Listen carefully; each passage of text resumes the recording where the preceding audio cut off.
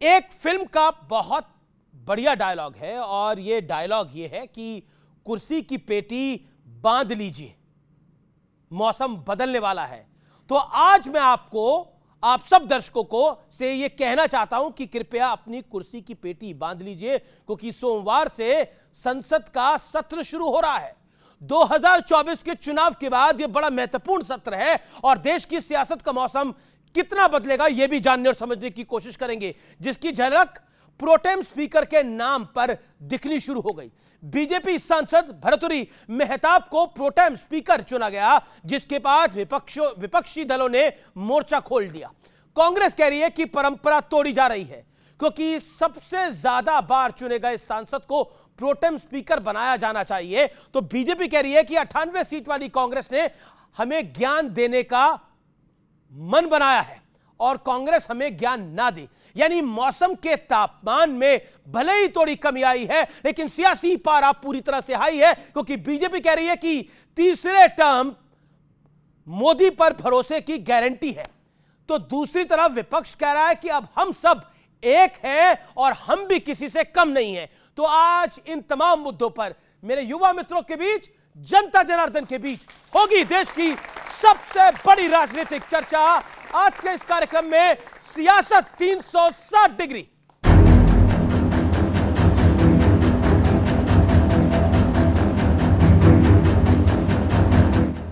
नरेंद्र मोदी का जो कॉन्सेप्ट था उसको ऑपोजिशन ने डिमोलिश कर दिया, खत्म कर दिया है। मतलब जो बिग नरेंद्र मोदी जी की जो इमेज थी उसको फाड़ दिया। बहुत मजबूत ऑपोजिशन है, तो काफी मतलब इंटरेस्टिंग समय है। नई सरकार के पहले संसद सत्र से पहले विपक्ष भरपूर तल्खी दिखा रहा है। बड़े बड़े दावे हो रहे हैं। सदन में राहुल गांधी को नहीं कंट्रोल कर पा रही थी भाजपा, उसमें अब प्रियंका जी होंगी। क्या होगा हाल भारतीय जनता पार्टी का? लेकिन सरकार ने पहले ही साफ कर दिया है कि मोदी 3.0 के दौरान कड़े और बड़े फैसलों का दौर जारी रहेगा। ये जो देश ने अनुभव किया, उस परफॉर्मेंस को देखा, उसी का नतीजा है कि आज एक सरकार को तीसरी बार आप सबकी सेवा करने का अवसर मिला है। उधर सोमवार से शुरू होने वाले संसद सत्र से पहले ही प्रोटेम स्पीकर के नाम पर सियासी उबाल है। बीजेपी सांसद भर्तृहरि मेहताब को प्रोटेम स्पीकर बनाने पर विपक्ष लाल है। देखिए, परंपरा क्या है, ट्रेडिशन कन्वेंशन क्या कहता है कि सबसे वरिष्ठ सांसद को स्पीकर प्रोटेम नियुक्त किया जाता है। तो ये अच्छा संकेत नहीं देता। ये टकराव पंगा ले रहे हैं पहले दिन से। तो बीजेपी कह रही है कि मात्र 98 सीट जीतने वाली पार्टी हमें ज्ञान न दे। संसद के नए सत्र में स्पीकर के चुनाव से लेकर डिप्टी स्पीकर का चुनाव होना है। स्पीकर को लेकर स्थिति लगभग साफ हो चुकी है कि ये पद बीजेपी अपने पास ही रखेगी, लेकिन सूत्रों का कहना है कि विपक्ष डिप्टी स्पीकर के पद पर मोर्चा खोल सकता है। तो आज इन तमाम मुद्दों पर जनता के बीच होगी सबसे बड़ी बहस। लेकिन चर्चा में आगे बढ़ने से पहले देश के नंबर 1 कार्यक्रम में बात करेंगे आज की चर्चा के मुद्दे की। विपक्ष की सीटें बढ़ी, अब संसद चलेगी, हंगामा भी बढ़ेगा। यह पहला आज का मुद्दा है। सहयोगियों वाली मोदी 3.0 में भी क्या बड़े फैसले हो पाएंगे, यह जनता जनार्दन के मन में सवाल है। 2024 से राजनीति के मिजाज के बदलाव का दौर शुरू हुआ है, क्योंकि अभी तक हमने फुल मेजॉरिटी वाली सरकारें देखी थी, लेकिन अब यह गठबंधन सरकार है और करप्शन के खिलाफ कड़े एक्शन का दौर जारी रहेगा। यह भी बड़ा मुद्दा है। जनता जनार्दन है मेरे साथ, उनके लिए जोरदार तालियां। आपका अभिनंदन है। मेरे साथ रोहन गुप्ता है भारतीय जनता पार्टी से, जोरदार तालियों के साथ उनका अभिनंदन करिए, नेता प्रवक्ता है। मेरे साथ सत्य प्रकाश मिश्रा है, जनता दल यूनाइटेड के नेता प्रवक्ता, उनका अभिनंदन है। अमित जमाई साहब है मेरे साथ, समाजवादी पार्टी के नेता प्रवक्ता, जोरदार तालियों के साथ उनका अभिनंदन है। मेरे साथ कंचना यादव जी हैं राष्ट्रीय जनता दल से, उनका अभिनंदन है। राजेश गुप्ता है आम आदमी पार्टी के विधायक हैं, उनका भी स्वागत है। लेकिन इस चर्चा की शुरुआत करते हैं अमित जमाई, सबसे पहले शुरुआत आप ही से कर लेते हैं। यह सियासत 360 डिग्री वाली है, लेकिन ऐसा लग रहा है कि आपको शुरुआत से ही कुछ भा नहीं रहा है। यानी कभी राहुल जी कहते हैं कि यह सरकार नहीं चलेगी, कभी खड़गे जी कहते हैं कि यह सरकार जल्दी गिर जाएगी, और अब प्रोटेम स्पीकर बनाया गया तो उसमें भी दिक्कत हो गई। तो हर चीज से ही दिक्कत है शुरुआत से। जब कहते हैं बोनी खराब हो तो अंजाम क्या होगा? देखिए, देश की जनता जानती है कि नरेंद्र मोदी का ये जो तीसरा रिजीम है, ये आंध्रा और पटना कंट्रोल्ड रिमोट सरकार है। हमारा सवाल क्या है समाजवादियों का, जिस दिन पार्लियामेंट का सेशन होगा, हम ईमानदारी से कह रहे हैं कि हम संसद को चलाना चाहते हैं, लेकिन अखिलेश यादव जी और देश के हमारे सब विपक्ष के लोग, इंडिया अलायंस के लोग, हम ये चाहते हैं कि नरेंद्र मोदी जी ने, इवन हमारे नीतीश बाबू ने, आंध्रा ने जो कास्ट सेंसस की बात करी है, देश को हम उस तरफ ले जाना चाहते हैं। इस देश में सबसे चरम पर जो बेरोजगारी है कि युवा जो ताकत है भारत की, जिस 60% युवा ने इस देश को बनाया, वोट किया, नरेंद्र मोदी जी को तीसरा रिजीम दिया, उसके पास युवाओं के लिए रोजगार की ना कोई पॉलिसी है, ना शिक्षा के लिए कोई कार्यक्रम है। नीचे आपके सामने जी अब आपने अपनी बात रखना। नहीं, एक सेकंड। आपने अभी बोला कि नीतीश बाबू ने कास्ट सेंसस कराया, पूरे देश में होनी चाहिए। विपक्ष की जहां जहां सरकारें हैं, कर्नाटका में कास्ट सेंसस की रिपोर्ट तैयार है, पेश की नहीं की जाती। बड़ा सवाल है ये। हिमाचल में क्यों नहीं किया जाता? ये कांग्रेस की सरकार है, किसी से इजाजत लेने की जरूरत नहीं है। तेलंगाना में आप लोगों की सरकार है, वहां किसी को इजाजत लेने की जरूरत नहीं है। अरे पंजाब में विपक्ष की सरकार है अगर, तो वहां किसी से इजाजत लेने की जरूरत नहीं है। मुझे समझ में नहीं आ रहा है एक प्रश्न कि आप बोलते कुछ है और करते कुछ। मैं आपको समझा रहा हूं। जी। जब देश की सतह पर जातिगत जनगणना होगी, जाति पर आधारित, इस देश की जनता को गिना जाएगा।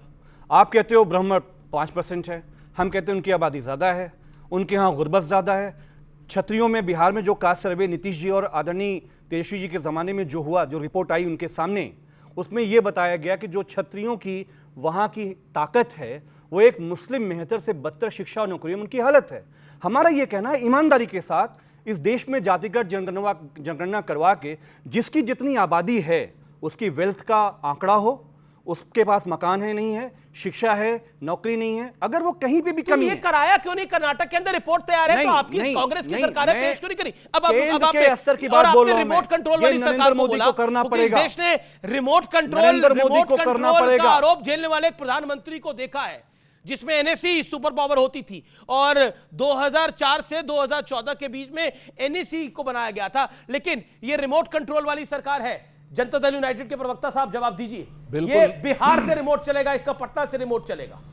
बिल्कुल, ये रिमोट कंट्रोल वाली सरकार नहीं है। ये बहुत प्रजातांत्रिक आपस में सहमति की सरकार है, जो देश के लोकतंत्र के प्रति जिम्मेदार है और देश के लोकतांत्रिक प्रक्रियाओं को संसद में लागू करेगी, उसके लिए जिम्मेदार है, और देश को आगे बढ़ाएगी, उसके लिए जिम्मेदार है। तो विपक्ष देश को गुमराह कर रहा है, जिस तरह चुनाव में गुमराह कर रहा था, अभी भी गुमराह कर रहा है। अभी भी मेरा विपक्ष से आग्रह है कि सच्चाई बोलना सीख लीजिए, सच स्वीकार करिए कि आपके पास 234 सीट है और बहुमत की सरकार है जो पूरी तरह से लोकतांत्रिक है। हमने कभी कोई मांग नहीं रखी नरेंद्र मोदी जी की सरकार से। एनडीए में हम घटक दल आज के नहीं है, ये नीतीश कुमार, जॉर्ज फर्नांडिस, अटल बिहारी वाजपेयी ने मिलकर एनडीए खड़ा किया था। 26 साल ये जो तरीका है ना, आप बोल रहे थे, मैं आपको सुन रहा था। आपके बीच में वो नहीं बोले। देखिए, अब आप एनडीए को भी 1 मिनट तो देंगे ना, आपको 2.25 मिनट सुना गया। ये जो विपक्ष का स्वभाव है ना कि दूसरे को बोलने भी नहीं देंगे, टीवी डिबेट में ये हाल है। जातिगत जनगणना पर अगर ये आएंगे ना, कर्नाटक में कराया हुआ है, डेटा नहीं देना चाहते। प्रणब मुखर्जी जब थे, उन्होंने कराया पूरे देश में, राहुल गांधी डेटा पचा गए, खा गए, पता नहीं क्या हुआ उस डेटा का। जातिगत जनगणना हुई थी वो, कांग्रेस आज तक उस पर जवाब नहीं देती। तेलंगाना में करा लीजिए, हिमाचल में करा लीजिए, कहीं नहीं, चुप है। आपकी जहां जहां समर्थन वाली सरकार है वहां भी करा लीजिए, जैसे पंजाब बोल रहे हैं। जातिगत जनगणना या जाति के विकास से इनका कोई लेना देना नहीं है, इनको सिगुफा छोड़ना। और हम बताते हैं आपको, अगर बिहार ने इसको कराया तो कमिटेड होकर के अति पिछड़ों का रिजर्वेशन बढ़ाया। और हम मानते हैं कि देश में सबसे ज्यादा पिछड़े और को सबलता नरेंद्र मोदी जी की सरकार ने दिया। 29 मंत्री हिंदुस्तान में पिछड़े जातियों का हिंदुस्तान में कभी नहीं बना। ये गर्व की बात है सरकार, ये प्रजातांत्रिक सरकार। जी। अब मेरे को आरजेडी के पास जाना है, कंचना यादव, फिर मैं भारतीय जनता पार्टी के पास आऊंगा। मैं पहले कंचना यादव, तमाम बातें हैं अपनी जगह, लेकिन राजनीति तो अपने तरीके से चलेगी। लेकिन राजनीति का मतलब ये तो नहीं है कि अगर कोई चुनी हुई सरकार है, आप बार बार बोले, मतलब फॉरेन मीडिया में इंटरव्यू दिया राहुल जी ने और ये कहने का प्रयास किया कि ये सरकार तो गिर जाएगी। मतलब आप इंटरनेशनल मीडिया को इंटरव्यू दे रहे हैं, मोदी बोल रहे हैं G7 में हम मजबूत देश हैं, ये सरकार मजबूत है, और राहुल गांधी एक अखबार को इंटरनेशनल न्यूज़पेपर को इंटरव्यू दे रहे हैं और उसमें कह रहे हैं ये सरकार कमजोर है, गिर जाएगी, ये चलने मिलने वाली नहीं है।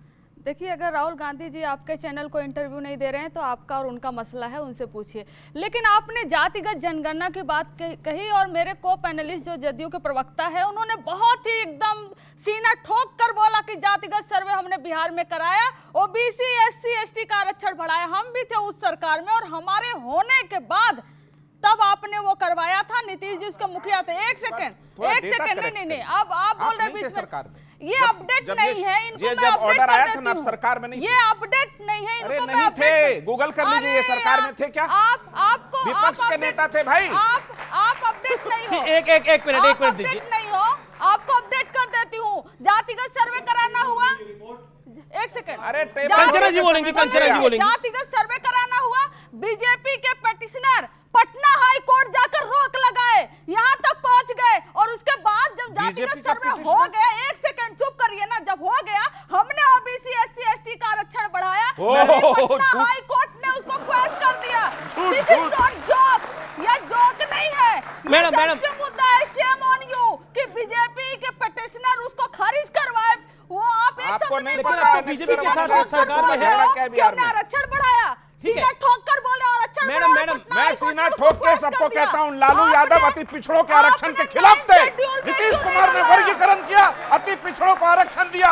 नीतीश अमित कुमार जी, ने अति मैं पिछड़ा बोल रही हूं। आयोग बनाया जी, जिसकी जांच जी, के लिए अमित कि जी। समाज में पॉलिटिकल स्थिति क्या है। मेरे को रोहन गुप्ता की बात पे जाना है। मैडम दिया कभी क्या बात कर रहे हैं आप? लालू यादव, लालू प्रसाद यादव महिला आरक्षण के खिलाफ थे। जवाब दीजिए महिला जी, महिला जी जवाब दीजिए। लालू जी महिला आरक्षण के खिलाफ। मेरा निवेदन है, एक एक करके सब बोले। आप अपनी वो 40 सेकंड बात रखें, लेकिन देखिए एक सेकंड आपके बीच में बोले, मैंने उनको रोक दिया मैडम, आप ही बोले नहीं, बहुत थैंक यू फिर से that's a good gesture. Okay, बोलिए मैडम, प्लीज आप बोलिए।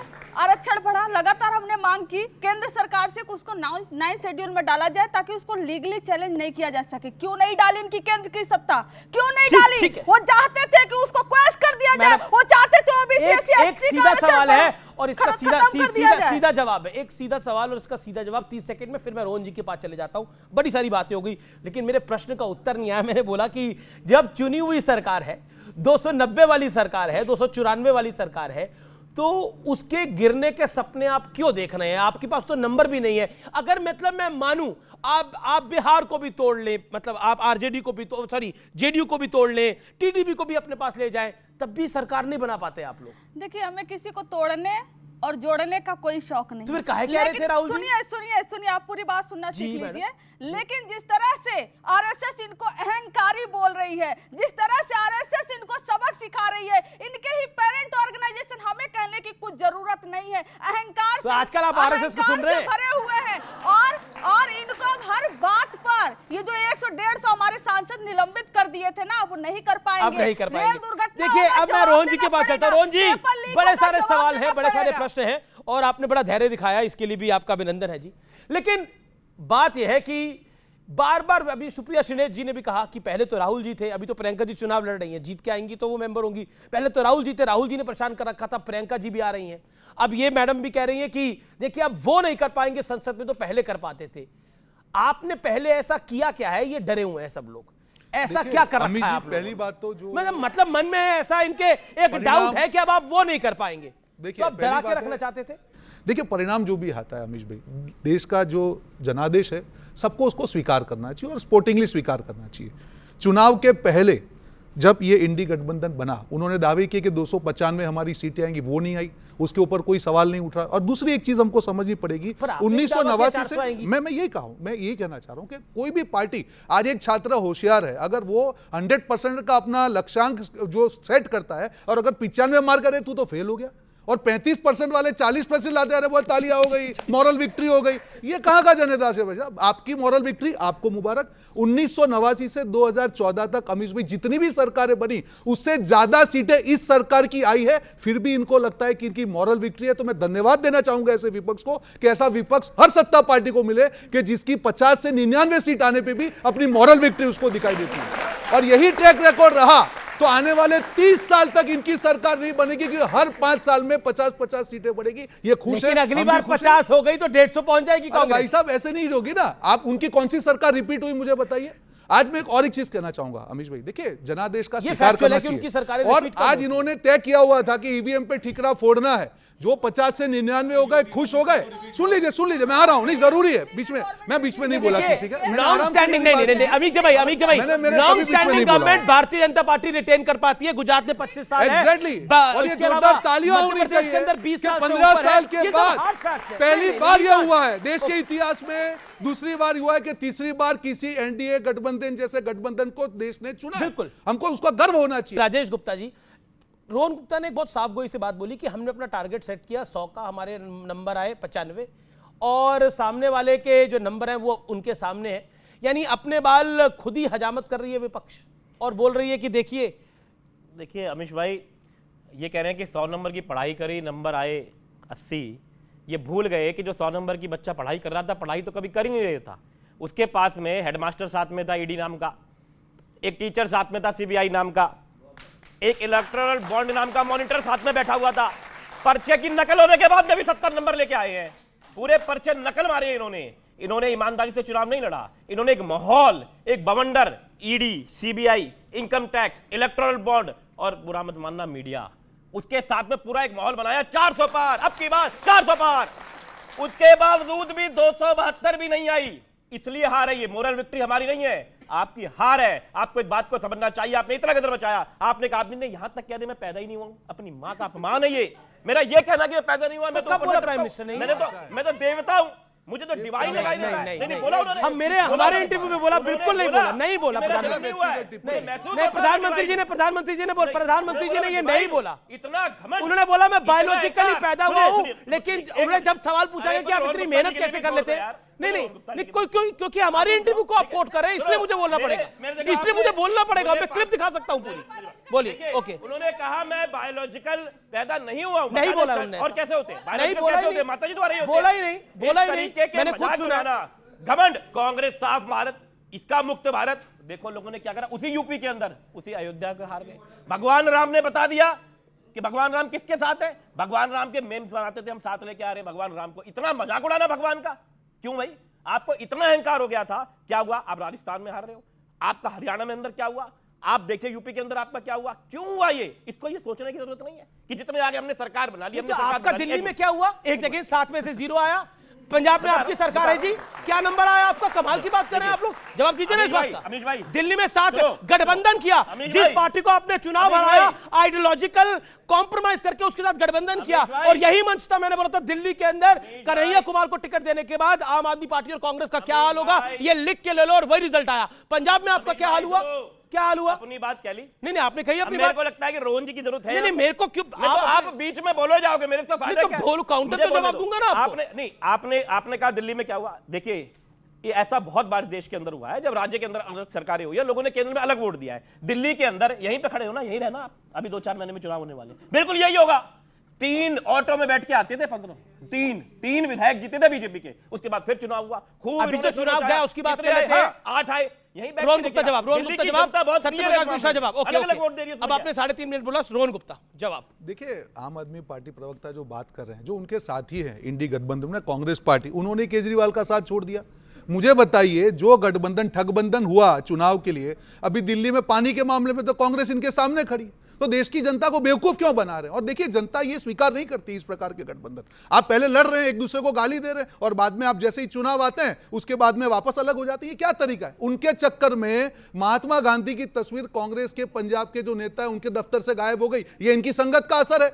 जिस प्रकार से आम आदमी पार्टी का हाल दिल्ली की जनता ने, उन्होंने बहुत इमोशनल क्रिएट करने का ट्राई किया, इमोशंस बनाएंगे, क्या हुआ, क्यों हराया जनता ने? आप जनादेश को तो स्वीकार कीजिए, आपका होम स्टेट है, वहां पे हार रहे हैं और पूरे देश में घूम रहे हैं, भाई साहब साफ हो जाएगी। यही ये बात तो सही है कि आपके घर में आपकी दुकान बंद हो रही है और आप पूरे देश में घूम रहे हैं और बोल रहे हैं कि ये कर रहे हैं हम। बताइए, आपको लगता है हमारी दुकान बंद हो रही है? नहीं, लोकसभा में तो बंद है, सुनिए, हमारा शोरूम आपको दिखाई दे जाएगा, 3 मिनट रुक जाओ, अभी आपको दिखा देंगे। और लोकसभा चुनाव फ्रेंडली लड़ रहे थे। ये इतनी बात तब कर रहे हैं कि क्योंकि देश की जनता ने देखा महाराष्ट्र में जो गदर मचा रहे थे, अजित पवार करप्ट है, 70,000 करोड़ दिल्ली की तो बात कर लीजिए, उसको अपने साथ में बिठाया।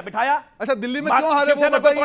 शिवसेना को तोड़ा, उसके बाद में आधार घोटाले का इल्जाम लगाने के बाद में उस आदमी को भी आप लेके आ गए अपनी पार्टी में, लोगों ने क्या जवाब दिया? इतनी बेईमानी के बाद में आप देखिए, इनके पास दिल्ली को छोड़ के पूरे देश के लिए आर्गुमेंट। ये जीतने के लिए कुछ भी कर सकते हैं, ये जीतने के लिए। और देखिए, ये पानी की बात कर रहे हैं, एक बात में ये बच्चे बैठे हुए हैं, देखिए दिल्ली में पानी पैदा नहीं होता, हर के स्टेट से आता है, ठीक है? एक मुझे सिर्फ 30 सेकंड बच्चों सब सुनना इस बात को। एक प्रधानमंत्री को सबसे पहले जो काम करना चाहिए, सुनिए, अभी एक बिजली भी नहीं आ रही है, पूरे पसीना से लथपथ है। कहां नहीं आ रही है? सुखदेव विहार में 4 दिन दिल्ली में भी 7 दिल्ली में देखिए अमीश भाई, देखो गलत हो जाएंगे, देखो ऐसी, देखो ये रोहन भाई भी जानते हैं। एक मिनट अमीश भाई, रोहन भाई आप मेरे साथ पहली बार शायद डिबेट में आए होंगे। देखो ऐसे देखो नॉन सीरियस बातें ठीक नहीं है। नॉन सीरियस सही तो कह रहे हैं, बिजली कहीं नहीं आ रही, ऐसा है? आपको लगता है? आप पर रिपोर्ट है, आप बताओ, आप इतने बड़े न्यूज चैनल के इतने बड़े एंकर हो, अरे चालू अभी 2 दिन, अरे एक करके अमित जमाई साहब भी इंतजार कर रहे हैं। 30 सेकंड। अगर देश लंबा नहीं, छोटा बहुत छोटा, अगर देश की राजधानी के अंदर पानी की बड़ी प्रॉब्लम है, जो आसपास की स्टेट से उनसे पानी आता है, क्या सबसे पहले प्रधानमंत्री जी का काम यह नहीं बनता कि इसको एक नेचुरल इमरजेंसी है, उसमें बैठ के देखा जाए कि सबको पानी मिल जाए? इसमें भी राजनीति होगी क्या यार? हम लेटर लिखे जा रहे हैं, प्रधानमंत्री को लिख रहे हैं, हरियाणा के लेटर नहीं, जब आप सत्ता में गए थे, जब आप शीला दीक्षित ये बात बोलती थी, कांग्रेस की रिस्पेक्टेड लीडर स्वर्गीय शीला जी, जब ये बात बोलती थी, वो आप कहते थे ये लेटर लिख के काम हो जाता है क्या? तो अब मैं आपसे पूछ रहा हूं कि लेटर लिख के काम हो रहा है? नहीं, पॉइंट ये है, देखिए रोहन जी का सारा काम आप करें। नहीं, मैं रोहन जी का काम नहीं कर रहा, मैं जनता का काम कर रहा हूं। पानी जनता को नहीं मिल रहा, बिजली जनता को नहीं मिल रही, जनता का काम कर रहा हूं। प्रॉब्लम ये है कि जो जनता की बात करता है, जो पब्लिक की बात करता है, वो आपको अपना दुश्मन नजर आ रहा है। बिजली नहीं आ रही, आप देखो, मैं नहीं बोल रहा, वहां से ऑडियंस बोल रहा भाई, ये मतलब बिजली नहीं आ रही। ये वीडियो आपके प्रवक्ता प्रेस कर रहे थे और चालू प्रेस में बिजली चली गई। ये आप लोग जनता को तो आप सवाल पूछ रहे थे। संदीप पाठक का वीडियो है, इसका जवाब, पर बिजली गई ना, दिल्ली में रहता हूं, दिल्ली गई, ये आपको दिख रही है बिजली? ऐसे तो मत करिए, जनता सवाल। लेकिन अभी वहां से किसी ने मुझे बोला, सवाल पूछा कि उत्तर प्रदेश में भी बिजली की दिक्कत आ रही है। उत्तर प्रदेश में नहीं है, नोएडा में रहते हो। ये उत्तर प्रदेश में बिजली, नोएडा में रहते हो। एक सेकंड। पहली बात एक सेकंड, आम आदमी पार्टी प्रवक्ता को कहना चाहूंगा, एक सेकंड साइलेंस प्लीज। जनता के दिमाग में वो चीज डालना चाह रहे हैं, आज कांग्रेस को तो कन्विंस करे, आज कांग्रेस उनके खिलाफ आंदोलन कर रही है दिल्ली में। लेकिन इंटरेस्टिंग पार्टनर को तो बात, बिल्कुल मैं आपको आपकी बात कहने दे रहा हूं, लेकिन इंटरेस्टिंग मटका फोड़ रैली जो है, मटका फोड़ रैली कांग्रेस पार्टी कर रही है आम आदमी पार्टी के खिलाफ दिल्ली के अंदर। अमित भाई, बड़ा प्रश्न यह है कि देखिए, ये सियासत 360 डिग्री है, हर तरह की बात होगी, टेम्परेचर भी हाई है, यानी मौसम का टेम्परेचर, गर्मी का माहौल, लेकिन संसद की गर्मी बढ़ने वाली है, कुर्सी की पेटी बांध लेनी चाहिए, क्योंकि सदन में अब तो विपक्ष भी अच्छा, बड़ा और असरदार होगा, हमको भी रिपोर्ट करने में मजा आएगा। प्राइम मिनिस्टर साहब कहते हैं कि जब विपक्ष मजबूत होता है तो बातचीत, देश में बहुत सौहार्द और बहुत ज़्यादा जो है बातचीत का अच्छा माहौल होता है। हम बहुत अच्छा माहौल देने वाले हैं समाजवादी लोग, ये हम आपको आश्वस्त करना चाहते हैं। लेकिन हमारा सवाल इस 17 साल की सरकार से, 10 साल नरेंद्र मोदी का रिजीम और 7 साल हमारा उत्तर प्रदेश का मुख्यमंत्री जी हमारे हैं योगी जी, हम ये पूछना चाहते हैं कि आप युवाओं को शिक्षा नहीं देना चाहते हो? कल ये युवा तैयार होंगे जब नौकरी करने जाएंगे, आरओ हो या एआरओ हो या यूपी पुलिस हो या शिक्षकों की भर्ती हो, दास्ताने पर्चा लीक है उत्तर प्रदेश में। मैं ये कह रहा हूँ कि सरकार कोई भी हो, क्या हम सब लोग मिलकर ये फैसला कर सकते हैं कि इनके भविष्य से किसी को हम लोग खेलने नहीं देंगे? लेकिन रोजगार सृजन करने में ये सरकार नाकाम रही, ये सबसे बड़ा मुद्दा है। अखिलेश यादव जी भारत की संसद में जो पहली बात समाजवादियों की सबसे बड़ी लड़ाई है कि प्रधानमंत्री जातिगत जनगणना पे केसी त्यागी जी ने बहुत ही सीरियस स्टेटमेंट दिया था, अभी 1 हफ्ते पहले का है, या तो हमारे दोस्त जेडीयू के बैठे उसको कंडेम कर दें। उन्होंने कहा कि जदयू का सबसे बड़ा मुद्दा जातिगत जनगणना है केंद्र के स्तर पर, नंबर 1। उन्होंने कहा कि सबसे बड़ा मुद्दा है कि जो अग्निवीर है वो खत्म होनी चाहिए, ये जो ठेके का आर्मी का नौकरी है। तीसरा उन्होंने कहा कि यूनिफॉर्म सिविल कोड में वो रिव्यू चाहते हैं। 3 तो ये बात रही, लेकिन हम ये चाहते हैं, केसी त्यागी ने बोला कि किसी त्यागी साहब का है, आप चलवा लीजिए, आप स्टेटमेंट चलवाइए। ओके ओके ओके ओके आप ओके आप ठीक है काउंटर जवाब वहां से PTI आना का चाहिए, यूनाई का बाइट चला लीजिएगा। मेरा कहना है कि अग्निवीर को ठेके की नौकरी हम कहना आपको बता रहे हैं। जायज नहीं है। ओके बोलिए आप। तो यूनिफॉर्म सिविल कोड पर हमारी पहले भी पार्टी ने स्टैंड बहुत क्लियर किया हुआ, ये अभी की बात नहीं है कि इन प्रिंसिपल हम यूनिफॉर्म सिविल कोड पे सहमत हैं, लेकिन शर्त है कि इसके तमाम स्टेक होल्डर से बात करिए, चर्चा करिए, उनको भी कहने देना, चर्चा करिए। अगर कोई जेडीयू का तो वो बोले इस बात चर्चा करिए, अमीक जमाई की बात है, स्टेक होल्डर से बात करिए, इस पर चर्चा करिए, जो मॉडल आएगा उस पर बात आएगा। अग्निवीर पर हमने नीति की समीक्षा की हमेशा वकालत करी है, और अभी भी उस प्रस्ताव को हमने कहा है कि अग्निवीर की समीक्षा होनी चाहिए। अगर युवाओं में कोई निराशा या कोई बात इस पर गई है तो किसी भी नीति की समीक्षा हो सकती है। रुक जाइए आप, अरे रुकिए भाई, चाय पिलाएंगे आपको, रुकिए, चाय पिलाएंगे, रुक जाइए थोड़ा। अग्निवीर में साथ है तो बताओ। अग्निवीर पे समीक्षा, अब ये कुछ मिसकोट कर देते हैं जातिगत जनगणना। जो पार्टी जातिगत जनगणना बिहार में करा चुकी और जो पार्टी पहले देश में करा के बैठी थी, राहुल गांधी को इसकी जानकारी है, कांग्रेस पार्टी ने इस देश में जातिगत सर्वे कराया था, उसका डेटा क्या हुआ, खा गए। राहुल गांधी तो कह रहे हैं कि मोदी नाम का गुब्बारा अब फूल गया, अब फट चुका है। इस पे क्या कहना चाहते हैं आप, जो भाषा का इस्तेमाल किया राहुल जी ने? मुझे ये उम्मीद नहीं थी कि राहुल जी ऐसी भाषा का इस्तेमाल करेंगे। ऐसे वो संसद में आंख मार लेते हैं, कभी चुम्मा, कुछ कुछ करते रहते हैं। तो फिर भी मैं चाहता हूं थोड़े वो 93, 94, 98 सीट पे थोड़े ठीक हुए, लेकिन सदन की गरिमा, सदन की गरिमा, एक सदन, अरे तो राहुल गांधी संसद में आंख मारेंगे तो हम चर्चा नहीं करेंगे? वाह, नहीं, अगर राहुल गांधी सदन में आंख मारेंगे तो हम तो बताएंगे। एक second, comedy show, comedy show में मिला आपको कॉमेडी क्या लग रहा है इसके अंदर? ये कपिल मिश्रा शो में आना चाहिए, अमित जैन के शो में आना चाहिए। All audios down, all audios down. आपको कॉमेडी, देखिए राहुल गांधी ने आंख तो मारी थी, इसमें तो कोई गुरेज नहीं।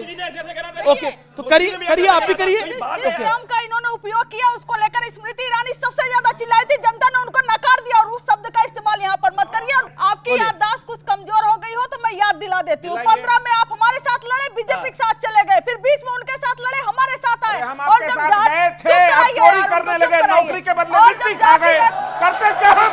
चुप कराइए। बोलिए, आप बोलिए, आपकी आवाज आ रही है। कॉमेडी शो नहीं है। एक सेकंड, सत्य जी प्लीज मेरी रिक्वेस्ट है। Mind your language please. ये जिस तरीके से हुटिंग मजाक होगा ये बिल्कुल गलत है। क्या हुटिंग हो रही है? ये वो क्या हो रहा है, मजाक हो रहा है। ओके, सीरियस डिबेट हो रही है, देश में नौकरी के बदले जमीन खाया, नौकरी के बदले जमीन लिया, केस चल रहा है, हुटिंग लग रहा है। राजेश नकाब उतरता है चेहरे से तो हुटिंग लगता है। सीरियस डिबेट हो रही है भाई, कोई बदतमीजी नहीं हो रही। राजेश जी कोई शांत रहिए, नहीं तमाशा करने की जरूरत नहीं है, नहीं तमाशा मत करिए आप, नहीं तमाशा मत करिए, नहीं कमाल है। आप बोलिए, एक सेकंड, आपका नशा एक सेकंड, लोकतंत्र में जनता को ताली बजाने का कोई कार्यकर्ता नहीं बैठा हुआ, पब्लिक आई हुई है। बोलिए। नहीं, कमाल की बात है। अब आपको आपकी गारंटी का मैं क्या करूं सर, मुझे अपनी पब्लिक पे विश्वास है ना। ओके, आप बोलिए, मैडम को बोलिए, मैडम को बोलने दीजिए। मैडम सर, अब आप बीच में बोल रहे हैं बार। एक सेकंड, आप मैडम को, नहीं, आप मैडम को बोलने दीजिए। जनता को निर्धारित आप नहीं कर सकते, आप कमांड नहीं कर सकते सर, मैडम को बोलने दीजिए। मैं लास्ट टाइम मैं भी गारंटी दे रही हूँ, अगर हमारे बीच में ये बोले तो मैं 1 सेकंड में ये छोड़कर मैदान चली जाऊंगी, मैं चली जाऊंगी। आप बोलिए, आप शांत बैठिए, इनको बोलने दीजिए। बोलिए ना, सत्यप्रकाश मिश्रा शांत होइए, आप सत्य जी शांत होइए, मेरा रिक्वेस्ट है। बोलिए। आप राजेश गुप्ता शांत होइए ना, मेरा निवेदन है। ओके, पब्लिक डिबेट है, सीरियस मुद्दा है, देश का मुद्दा है, नौजवानों का मुद्दा है, किसानों का मुद्दा है, और यहाँ ये गंदी लैंग्वेज का उपयोग कर रहे हैं और आप लोग तालियां बजा रहे हो। 20,000 करोड़ मोदी जी ने सत्तर किसानों के लिए जारी कर क्या गंदी भाषा आपको ऑडियो जा रहा है? सत्य जी, आपको ऑडियो नहीं जा रहा अभी। राहुल गांधी जी बोले होते हैं तो आज स्मृति ईरानी सड़क पर दौड़ रही होती, संसद में दौड़ रही होती है, लेकिन यहाँ पर खड़े होकर ये ऐसी भाषा का उपयोग। क्या भाषा आपको गंदी लगी? आप बोलिए ना, नौजवानों पे, अग्निवीर पर बोलिए आप। ठीक है, अब एक सेकंड, मैं जदयू से निवेदन करूंगा, उतना ही चिल्लाइए, सुबह यहाँ, शाम में उस पार्टी में, सुबह इस पार्टी में, शाम में उस पार्टी में। थोड़ा आराम से रहिए, कल हो सकता है कोई बड़ा डिसीजन लेना पड़ जाए आपको, तो आवाज कम रखिए। आपको क्या लगता है बड़ा डिसीजन ले सकते हैं क्या? एक सेकेंड, ऑल ऑडियोज डाउन। मैं जिसके पास माइक लेके जाऊं उसी का ऑडियो खोलिए। पहले बोल दिया कि नीतीश जी का जो सेकुलर और फैशिस्ट क्रेडेंशियल है, he is a top person, he is anti fascist man, he will not support any NDA fascist tendency. मैंने बोला कि क्या फैशिस्ट टेंडेंसी क्या है? जैसे इस देश के इंस्टीट्यूशंस को खत्म करना, हेमंत सोरेन को जेल भेजना, अरविंद केजरीवाल को जेल भेजना, जो रेड्डी बंदों से इलेक्टोरल बॉन्ड का जो पैसा गया, बंदा बोले वही रेड्डी था ना। सर जो केजरीवाल जो की पैसा दिया वो जेल में चले गए। एक इलेक्टोरल बॉन्ड क्या 1000 करोड़ भारतीय जनता पार्टी ठीक है। रोहन गुप्ता वो जेल में नहीं है। ठीक है रोहन गुप्ता, अब रोहन गुप्ता की बारी है। एक बात यह है कि पहले सभी पार्टियों को सभी कॉर्पोरेट पैसा दिया करते थे, लेकिन जो इंडियन एक्सप्रेस का सबसे बड़ा रिपोर्ट आया करीब 50 फर्म्स का जी, कि उनके ऊपर एक डेट में पहले तो उनके ऊपर छापे पड़ते हैं और 10 दिन के बाद भारतीय जनता पार्टी के अकाउंट में 100 करोड़, 200 करोड़, 400 करोड़, 500 करोड़, 600 करोड़, 1000 करोड़ उनके अकाउंट में जाते हैं। ये इंडियन एक्सप्रेस का रिपोर्ट है, भारत की संसद में पेश होनी चाहिए। हमारा ये कहना है कि उसी रेड्डी के मामले में केजरीवाल जी जेल में है, उसी मामले में रेड्डी फाइनेंसर जो भारतीय जनता पार्टी का जो पैसा डालता है, क्योंकि ममता जी के पास ईडी नहीं है, सीबीआई नहीं है इंडिया अलायंस के पास, तो फिर राहुल जी के पास आप कह रहे हैं कि ये लोग तो दबाव, बीजेपी वाले दबाव डाल के पैसा दे रहे हैं, ईडी एक्सटॉर्शन कर रहे हैं, सीबीआई और ईडी के एक्सटॉर्शन कर रहे हैं, तो विपक्ष के पास एक्सटॉर्शन का कौन सा टूल है कि उनको पैसे मिल रहे हैं? मैंने आपको बोला कि एक्सटॉर्शन करके इन दबाव बना के पैसे लिए गए और बाद में प्रफुल्ल, वो कौन थे बंबई वाले मुख्यमंत्री जी, चक्की पेसिंग इसके लिए बोले थे। और फिर क्या हुआ, प्रफुल्ल पटेल जी कह रहे थे अमित शाह जी जेल डालूंगा, प्रफुल्ल को प्रधानमंत्री बोले थे बंबई में, क्या हो गया? ठीक है, जवाब वजीर बना दिया। वजीर बना दिया। मेरा एक ही कहना है, जो इलेक्टोरल बॉन्ड पे चुनाव के पहले इतना बड़ा हल्ला हो रहा था, जैसे ही इलेक्टोरल बॉन्ड के जो पूरा लाभार्थी का लिस्ट आया, एक भी प्रेस कॉन्फ्रेंस विपक्ष की तरफ से क्यों नहीं हुई? क्योंकि ये नहीं हो सकता है कि अगर इलेक्टोरल बॉन्ड के पैसे अगर भाजपा को मिले तो वो जबरदस्ती लिए गए और विपक्ष को मिले तो वो प्यार से दी गए। ये दोहरा मापदंड नहीं चल सकता है। दूसरी चीज, आपने एक विपक्ष के लिए सवाल पूछा कि सीटें बढ़ी है। मेरा ये कहना है कि विपक्ष की जिम्मेदारी के मुद्दों को उठाए। दो बड़े मुद्दे, महंगाई और बेरोजगारी पे हमेशा विपक्ष ने सत्ता को गिरा है। आज जहां जहां उनकी राज्य सरकार है, मुझे बताइए, कर्नाटक में भी टैक्स बढ़ा दिया, तो क्या महंगाई पे वार हुआ? क्या ये महंगाई के साथ आप चल रहे हैं? आपकी गारंटी के लिए आप बोल रहे हैं? कंचना यादव, देखिए महंगाई का मुद्दा आप लोग उठाते हैं और बार बार करते हैं, भ्रष्टाचार की बात बीजेपी करती है, लेकिन महंगाई के मुद्दे के ऊपर कर्नाटक में कांग्रेस की सरकार है जिसके साथ आपका अलायंस है, उसने पेट्रोल डीजल के दाम बढ़ा दिए और जब सवाल पूछा गया तो वो कन्नी काट रहे हैं इस पूरे मामले से। तो पेट्रोल डीजल के दाम तो कर्नाटक की सरकार ने बढ़ाए, क्यों? देखिए यही कहते थे राजस्थान में आएंगे तो 400 का सिलेंडर देंगे, बड़े बड़े होर्डिंग लगे थे, कहाँ गए? और आते ही सरकार में बोले हमने तो ऐसा कहा ही नहीं था। ये झूठे वादे आप लोग करो, लेकिन मैं कह रही हूँ कि अगर आप बाई रोड जाओ तो हर इतना टोल टैक्स इतना ज्यादा हो गया है, इतना ज्यादा हो गया है कि एक नॉर्मल चीज भी जब ट्रांसपोर्ट होती है रोड के जरिए तो उसका प्राइस टोल टैक्स की वजह से बढ़ा दिया गया है। और उसके मिनिस्टर जो है इनके हैं, नितिन गडकरी जी जो भी हैं, लेकिन हम कह रहे हैं हमारा कोई एक सेकंड हमारा कोई मकसद नहीं है सरकार को अस्थिर करने का। हम चाहते हैं कि इस देश को एक स्थिर सरकार मिले जो सुचारू रूप से काम करे। सुचारू जी सुनो, नहीं आप सुचारू रूप से काम करने का मतलब यह है कि अगर रेल का एक्सीडेंट हुआ है तो रेल मंत्री आए और उस पर बताए प्रॉपर कैसे हुआ। बस ये रील बनाने नहीं आए, रेल मंत्री है, रील मंत्री नहीं है। और अगर किसानों पर कुछ हो रहा है तो उस पर इधर उधर बकैती ना करे, बल्कि आए और साथ में काम करे। तो ये अपनी जवाबदेही तय करे। पेपर लीक हो रहा है तो शिक्षा मंत्री अभी करे एरर है, शिक्षा मंत्री करे एरर है, बिहार में कर रहे हैं कि लीक हो गया। समझ ही नहीं आ रहा कि इनका कॉन्ट्रडिक्शन है कहां, इनका कॉन्ट्रडिक्शन है कहां? जी मैं आपको बता रहा हूं। पहले सत्यप्रकाश मिश्रा आपका जवाब, वो कह रहे हैं कि हर चीज प्लानिंग के साथ होनी चाहिए और हर चीज पे जवाबदेही फिक्स होनी चाहिए। आप एक बात बताइए अमिश देवगन जी, पिछले 10 सालों में कौन सी ऐसी बात हुई जो प्लानिंग के साथ नहीं हुई इस देश में?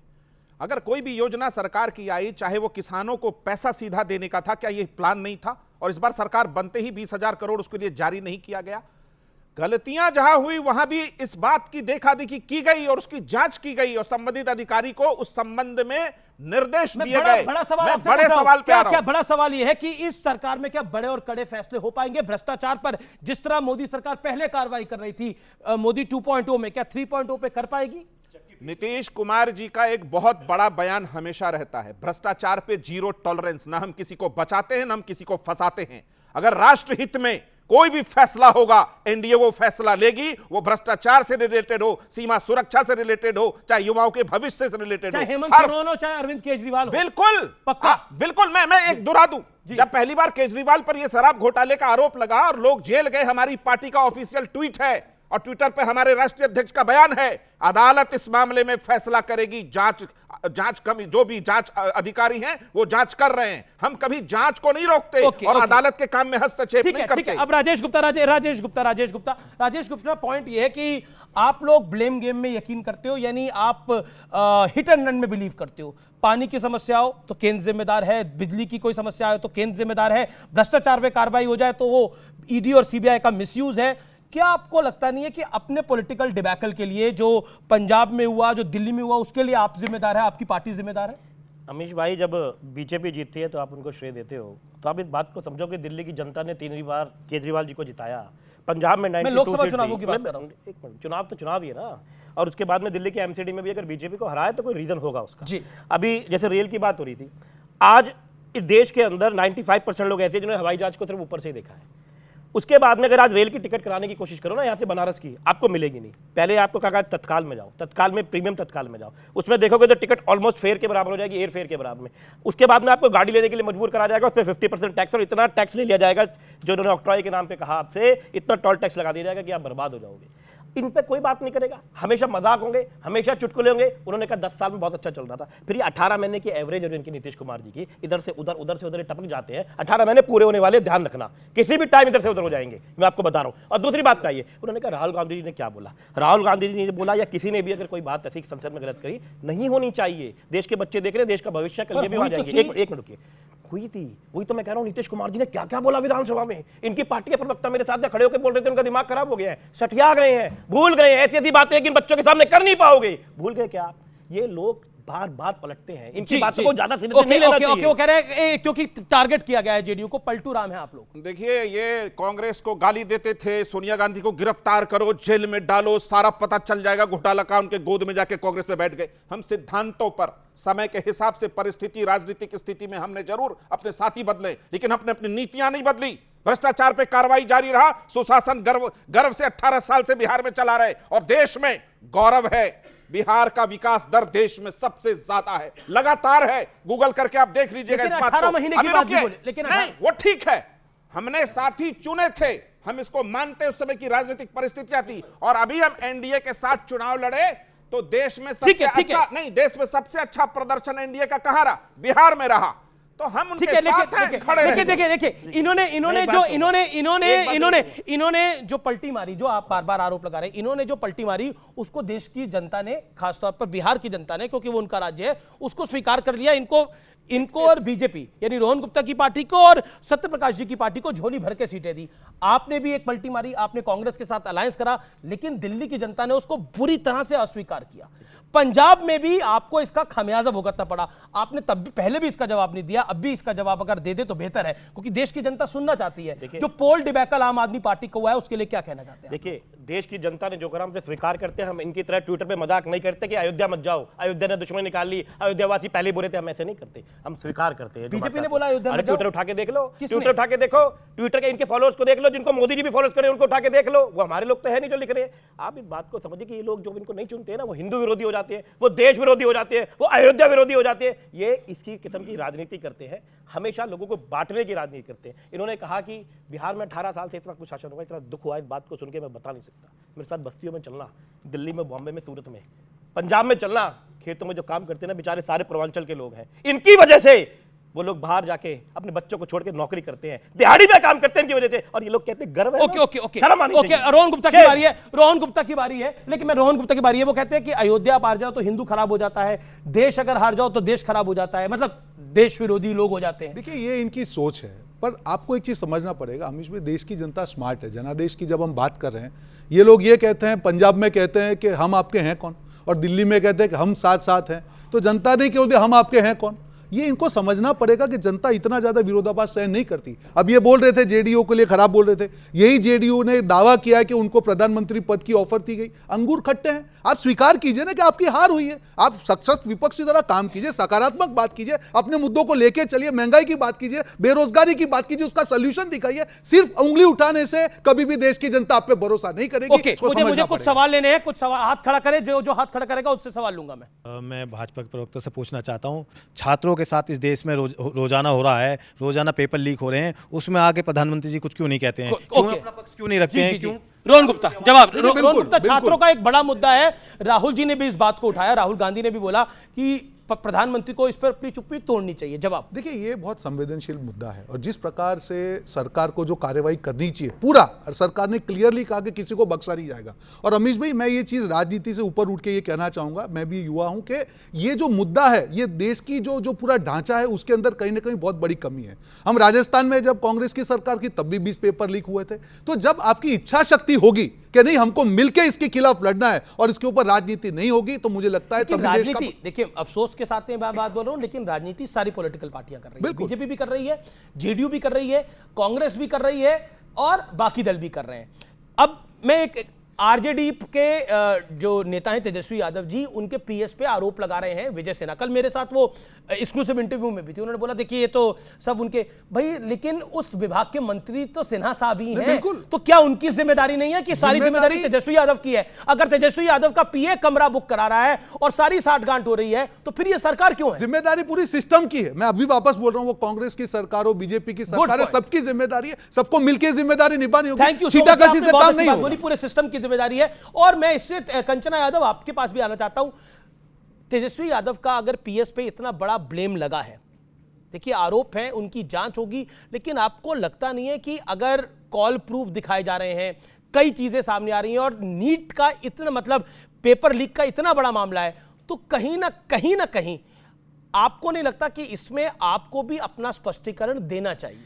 नहीं, आप चलाए नहीं होंगे, लेकिन तेजस्वी जी इस पर आकर बोल चुके हैं। उन्होंने बोला कि अगर आपको लगता है इन्वॉल्व है तब गिरफ्तार करिए, आप क्यों नहीं कर रहे? आप क्या तेजस्वी जी ने उनको अपने साथ से हटा दिया? फालतू में आकर एक व्हाट्सएप कॉल और एक ट्विटर वो फॉरवर्ड करके कुछ लाकर दिखा देंगे आप और आरोप लगा देंगे, ये तो उन्होंने एक और लाइन बोली थी, मैंने पूरा सुना। तेजस्वी यादव ने बोला कि इनको फंसाया जा रहा है।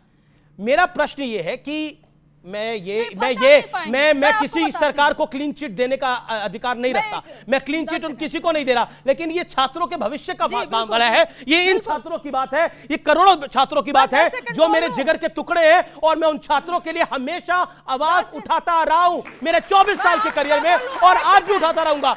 चाहे कल मुझे देश के एचआरडी मिनिस्टर से सवाल पूछना हो या देश के गृह मंत्री या प्रधानमंत्री से सवाल पूछा हो, मैंने गुरेज नहीं करा बिना। और लेकिन जी, लेकिन क्या आपको नहीं लगता कि आपकी भी जिम्मेदारी बनती है कि उनको तो पहले पीएस को तो बेदखल करा जाए थोड़े समय के लिए? एक सेकंड आप सुन लीजिए, आप बेदखल पीएस को करने की बात कर रहे हैं। यहाँ दिल्ली में धर्मेंद्र प्रधान जी कहते हैं जी कोई स्कैम ही नहीं हुआ, कोई लीक ही नहीं हुआ, एरर हुआ है, शेम ऑन यू, एरर हुआ है। और यहाँ दो उनके नेता पर्ची लेकर चिल्ला रहे हैं कि पेपर लीक उन्होंने करवा रहे, इतना कॉन्ट्रडिक्शन क्यों है? अमीक जमाई जवाब, अयोध्या की बात आप कर रहे थे। देखो, ये जो धर्म के ठेकेदार है ना उत्तर प्रदेश वाली भारतीय जनता पार्टी की सरकार, हमारे आदरणीय मुख्यमंत्री जी, आप लोग धर्म के ठेकेदार नहीं है? हम ठेकेदार वोट जिहाद की बात तो आपने करी? नहीं, हम समाज के लिए काम करते हैं, धर्म जाति को हम इन्वॉल्व नहीं करना चाहते।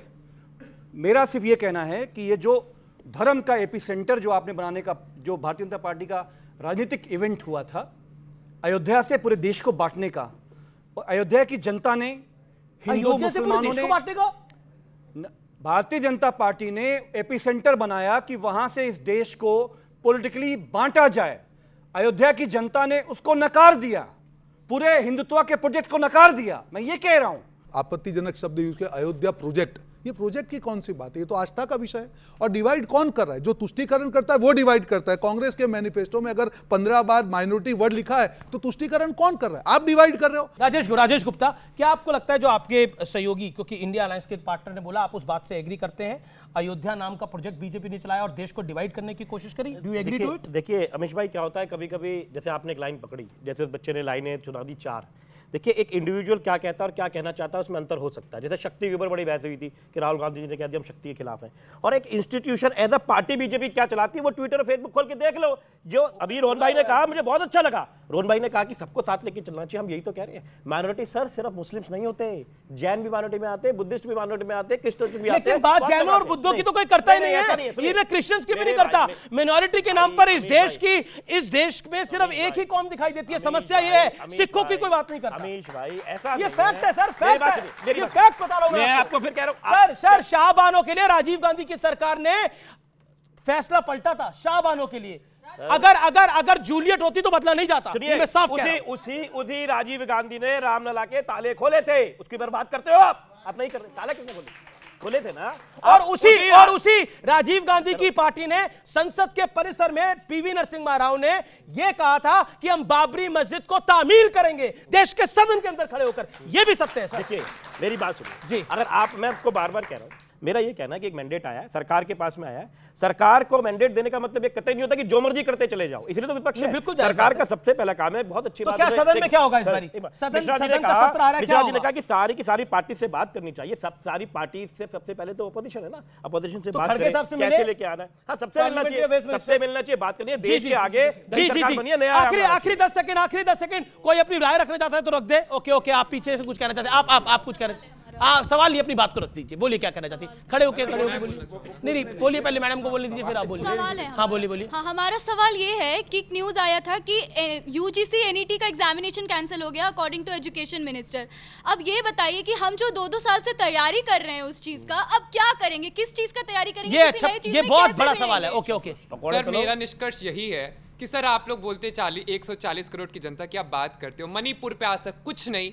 लद्दाख में फुनसुक वाकुर इतने दिन बैठे रहे, उसके ऊपर धरना के ऊपर अनशन छोड़ के 21 दिन तक कहाँ थे सर? ओके, जवाब रोहन गुप्ता जवाब। मणिपुर पे पूरा सदन बुलाया गया, ऑडियंस पे सवाल उठा रहे थे। ये आप खुद देखिए, आपने उठाया था सवाल। जवाब दे दो। उन्होंने ये उठाया आपने, इसलिए ओके बोलने बिल्कुल अच्छे थे। कोई अब आप तरीका किसी का डिफाइन नहीं कर सकते। रोहन गुप्ता बोलिए। आप मणिपुर की बात कर रहे हैं, मणिपुर पे पूरा सदन बुलाया गया, विपक्ष को मणिपुर पे पूरे सदन को बुलाया गया, विपक्ष को मौका दिया और विपक्ष ने वॉकआउट करके मणिपुर का अपमान किया। देखिए संसद है, सब चीज पे चर्चा होनी चाहिए। मणिपुर में शांति अभी भी नहीं है। बिल्कुल, देखिए, और इसीलिए आज अमित शाह जी 2 दिन पहले सबको मिलकर, सबकी जिम्मेदारी है मिलकर शांति बहाल करें। मेरा एक ही शुक्रिया आप तमाम लोगों का, आप लोगों का बहुत बहुत शुक्रिया हमारे साथ जुड़ने के लिए, इस कार्यक्रम में आने के लिए। फिलहाल आज के एडिशन में इतना ही। आप सबको मेरी राम राम और नमस्कार, धन्यवाद। लेकिन इस देश की जनता ने एक मैंडेट दिया है, एक बहुत बड़ा मैंडेट दिया है नरेंद्र मोदी को तीसरी टर्म के लिए,